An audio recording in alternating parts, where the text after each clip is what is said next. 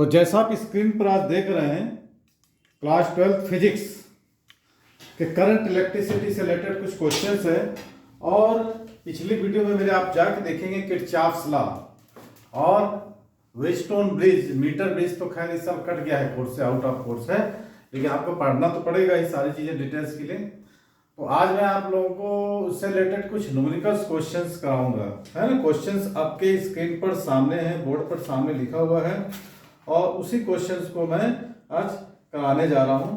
तो welcome back to my YouTube channel Raj coaching classes. My name is Rajkumar Tiwari and you are continue watching crash course regular course for class 10th 11th CBSE board exam. तो question कुछ इस तरह का है कि using Kirchhoff's rules and calculate the circuit through 40 ohm and 20 ohm. कहाँ है 40 ओम? ये 40 ओम है और ये 20 ओम है resistance in the following circuits. ठीक, तो किरचॉफ्स के नियम की सहायता से हमको इसको बनाना है। तो किरचॉफ्स का यहाँ पर हम लगाए क्लोज्ड लूप। किरचॉफ का दो नियम था, एक था ओपन सर्किट के लिए, एक था क्लोज सर्किट के लिए। ठीक है, पहला नियम क्या था? Summation i equal to 0। दूसरा क्या था? Summation i into r equal to कितना हो रहा था? इलेक्ट्रोमोटिव। तो इसी को हम आज देखेंगे। ये क्लोज्ड मैश बन रहा है ABCD, है ना। इसमें क्या था? करंट और उसके करस्पॉन्डिंग रेजिस्टेंस इक्वल टू कितना हो जाता है? इलेक्ट्रोमोटिव फोर्स का। जब हम फॉलो करते हैं तो उसको पॉजिटिव लेते हैं, जब अपोजिट डायरेक्शन जाता है तो उसको हम नेगेटिव लेते हैं। ठीक है, तो यहाँ पर आप देख रहे हैं कि करंट, सपोज इसको हम करंट मानते हैं I1 और इसको हम करंट मान लेते हैं I2। अब यहां पर जो करंट होगा वो कैसा होगा? I1 माइनस I2 होगा। ठीक है, I1 माइनस I2 होगा श्योर। और इसका डायरेक्शन कुछ इस तरह होगा, 100% श्योर, है ना। कोई डायरेक्शन क्यों? करंट का डायरेक्शन होता है पॉजिटिव से निगेटिव की ओर, ये अपोजिट जाएगा। अब ये करंट का ये क्या है? ये सेल लगा है ना, ये करंट का डायरेक्शन A से B की ओर है तो C की डी ओर। अब ये जाएगा अपोजिट, क्योंकि ये पॉजिटिव है ये निगेटिव है। तो हमारा जो किरचॉफ का सेकंड नियम लगाएंगे, किसी में closed mesh A B C D A। ठीक, करंट कौन सा करंट है यहाँ पर? I1 और उसका रेजिस्टेंस कितना है? 20 I1। हम A B से C D प्लस 40 I2, है ना, इज इक्वल टू कितना हो जाएगा? 80 वोल्ट। कोई डाउट नहीं, इसको हम काट सकते हैं। 21 जा 20 तो I1 प्लस 24 जा 22 जा 40 I2 आएगा 24 जा। ये हो गया क्वेश्चन नंबर 5। ठीक है, कोई डाउट नहीं ना? एक अच्छे से देख लीजिए। हम क्या देख रहे थे? हमारे पास क्वेश्चन था using Kirchhoff's rule calculate the current through 40 ohm and 20 ohm resistance in the following circuit. तो AB जो पार्ट है, AB साइड्स है, इसमें कितना है? 20 ओम का रेजिस्टेंस है, 80 वोल्ट की बैटरी है।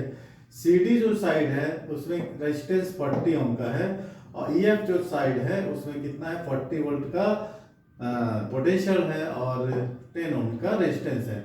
तो हम ये मान लेते हैं यहाँ पर करंट कितना हो रहा है? I1 हो रहा है, इस ब्रांच में करंट I2 हो रहा है साइड्स में, तो इसमें करंट किया जाएगा I1 माइनस I2। कोई डाउट हो उसको लिखते चलिए।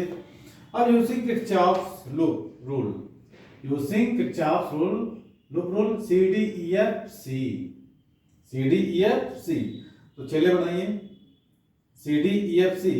अब देखिए CD माने 40, इसमें हमने कितना माने करंट? I2 40 I2।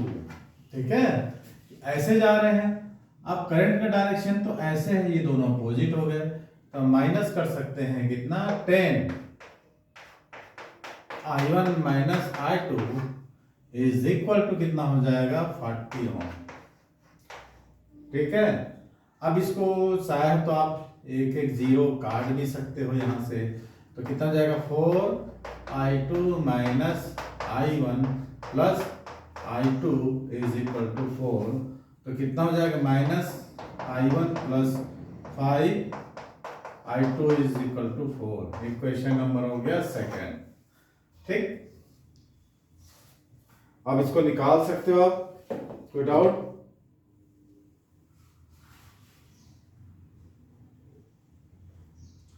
कोई डाउट नहीं? तो आप अब एक काम कर दीजिए, दोनों को हम क्या करते हैं, जोड़ देते हैं, है ना? जोड़िए, कितना होगा? हाँ, अब जोड़ के और I1 और I2 की वैल्यू आप कैलकुलेट कर सकते हैं। क्लियर?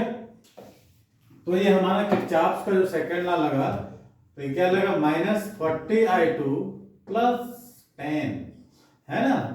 अब देखिए डायरेक्शन ऑफ करंट हमने जैसा दिया था CDEF, तो -40I2 plus 10I1 minus I2 और इक्वल टू कितना हो गया, 40।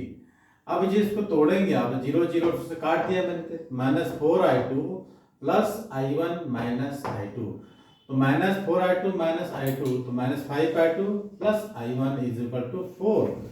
अब इसको हम क्या करेंगे, I1 माइनस 5I2, ये इसको नंबर सेकंड नंबर मान लेते हैं। ठीक है, साइन में थोड़ा ध्यान रखिएगा आप लोगों का, क्वेश्चंस क्या बोल रहा है। क्लियर? तो ये जो हमारा क्वेश्चन था, ये सेल उल्टा लगा हुआ है ना? सेल जो है, देखो करंट ऐसे जा रहा है, ये करंट और ये सेल दोनों का डायरेक्शन अपोजिट है, इसलिए हमने इसको क्या किया, -40I2, जब करंट के डायरेक्शन में चलते हैं तो करंट और उससे कॉरस्पॉन्डिंग रेजिस्टेंस को पॉजिटिव लेते हैं, जब उल्टा चलते हैं तो हम निगेटिव लेते हैं। ठीक है, तो इसको हमने लिया -40I2 और करंट का डायरेक्शन क्या हो जाए, ये तो ठीक है, ऐसा होना चाहिए ना? तो इसको लिए हम +10I1 minus I2 equal to 4। जब इसको कैलकुलेट किए तो इक्वेशन नंबर सेकंड बचा। अब हम सब्ट्रैक्ट कर दे इसको, 1 - 2, तो ये कटेगा, ये पॉजिटिव ये निगेटिव, ये दोनों पॉजिटिव हो जाएगा, तो 7I2 इज इक्वल टू 0, तो I2 इक्वल टू 0 मिल गया हमको। जब I2 इक्वल टू 0 मिल गया तो हम पुट कर देंगे, तो I1 इज इक्वल टू कितना आ जाएगा, 4 आएगा। ठीक है, clear? There is no current through the 40 ohm resistance, है ना? आप देखो इसमें ये आ रहा है I2 0 आ जा रहा है, कहने का मतलब होता है कि ये 20 ओम का रेजिस्टेंस में पूछा था, तो I1 कितना हो जाएगा हमारा, 4 ओम का रेजिस्टेंस फ्लो होगा, लेकिन इस साइड में 40 ओम का रेजिस्टेंस में कोई करंट फ्लो नहीं होगा। ठीक है, तो ये क्वेश्चन था किरचॉफ के सेकंड लॉ पर आधारित था, और ये न्यूमेरिकल सॉल्यूशन काफी इजियर तरीके से आप लोग कर सकते हो। अब ये ध्यान आपको यही रखना है, ये जो बैटरी लगी हुई है, इस बैटरी का डायरेक्शन पर डिपेंड करेगा डायरेक्शन ऑफ करंट। ठीक, तो आज की वीडियो को यहीं समाप्त करते हैं, मिलते हैं ऐसी छोटी शॉर्ट वीडियो में। वीडियो अच्छी लगी तो लाइक कीजिएगा, दोस्तों के साथ शेयर कीजिएगा। Thanks for watching me.